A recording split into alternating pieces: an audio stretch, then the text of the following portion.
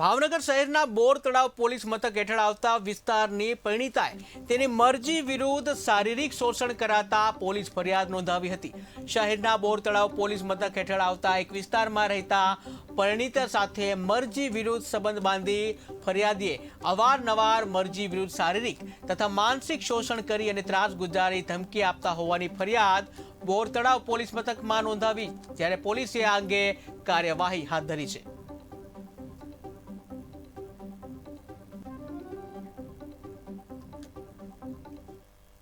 ગઈકાલે ફરિયાદી બેને ફરિયાદ આપી છે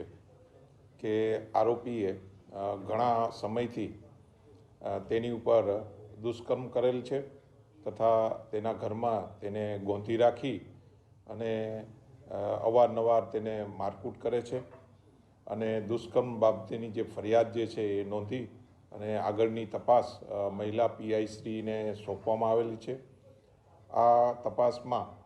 જે મહિલાનું જે છે મેડિકલ કરવામાં આવેલું છે અને પુરાવા એકઠા કરી અને વહેલી તકે આરોપીને અટક કરવામાં આવશે। બોટ તળાવ પોલીસ સ્ટેશનમાં ગઈકાલે